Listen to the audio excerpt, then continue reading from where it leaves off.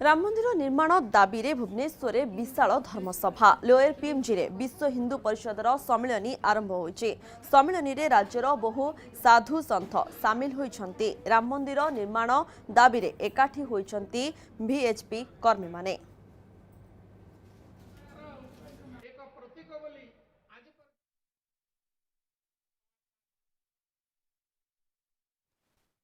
सारा भारत वर्ष में आज दिन में 300 जगह सम्मिलन हो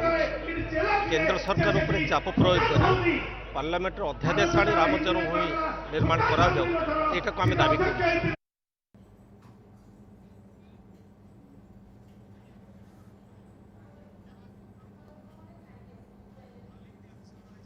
ए संपर्क में अधिक सूचना देवाई आम सहित सीधा सड़क जोड़ी हो जाइछन्ति आम प्रतिनिधि किशन बराय रही। किशन कौन रही आपंक पाखे अधिक तथ्य वर्तमान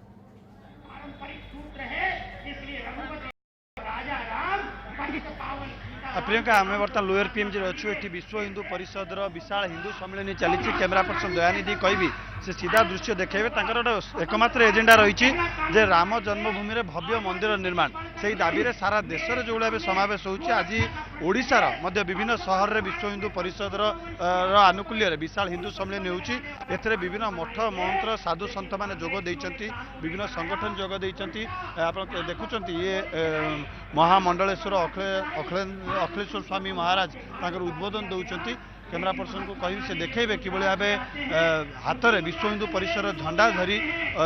राज्यर विभिन्न कोण अनुकोण अनेक लोक आसी जो मानकर दाबी है जे अयोध्या राम मंदिर निर्माण से कहवा कथा जे कोर्ट रे मामला चली कि कोर्ट जेहेतु कही सारे प्राथमिकता नहीं अयोध्या राम मंदिर निर्माण प्रसंग को नहीं जो मामला चली तेणु से दाबी करुँचे पार्लियामेंट गोटे अध्यादेश आणु केंद्र सरकार गोटे अध्यादेश आणतु जे राम मंदिर अयोध्या निर्माण हम और से निष्पत्ति को कार्यकारी करा जाऊ। आम सहित बसंती सार अच्छा सर आज राज्यर विभिन्न जगार समावेश हो देशर मध्य विभिन्न जगार समावेश हो मुख्य दाबी कौन जो कोर्ट रे मामला चली कोर्ट कही सारे प्राथमिकता यहाँ ना आप केंद्र सरकार पाखे दाबी कर सरकार अध्यादेश आणतु असुविधा कौट होती एत बड़ दाबी हो नहीं जदि दाबी आम ठीक रूपे उपस्थापन न करवा एवं आमर संख्या विभिन्न स्थान में सभा समिति जरिया समावेश जरिया न जनइमा हुए तो केंद्र सरकार बुझी पारना हिंदूंकर भावना वर्तमान कौ स्थान में पहुँचला एवं न्यायाधीश हूँ बा अधीक्षक बा आमर प्रशासक हूँ से बुझीपर दरकार जे हिंदू समाज जागिला एवं सारा भारत रे जो प्रकार हिंदू मानकर उजागरण हो श्रीराम मंदिर सपक्ष ताकू जदि ठीक रूपे से न संभाळंती हुए तो परिस्थिति ए प्रकार अप्रीतिकर परिस्थिति हो पारे जहाँ कोर्ट को राय पर्यंत कहीं अपेक्षा करा जाउनी ता पछर जुक्ति कौन सर नहीं शुणु कोर्ट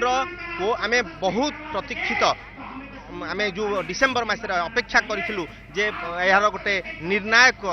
निर्णय से माने देबे एवं से धरी आमर श्रीराम मंदिर भव्य मंदिर तैयारी आरंभ हो किंतु तांकर जहाँ भावना देखागला जे एटा को से प्राथमिकता दवाई चाहूना ठीक अच्छी एत बड़ देश में सुप्रीम कोर्ट पाखरे बहुत बेसी किसी केस थाई पारे किंतु श्रीराम मंदिर जो मंदिर निर्माण जो केस चली प्राथमिकता ही जो प्रकार सर्वोच्च न्यायालय कहले से आम मैंने दुखित आम जनइमा चाहूँ जे आमर संख्या एतिकी संख्याधिकंकर मत अनुसार संख्याधिकंकर भावना को निश्चय से सम्मान देवा दरकार।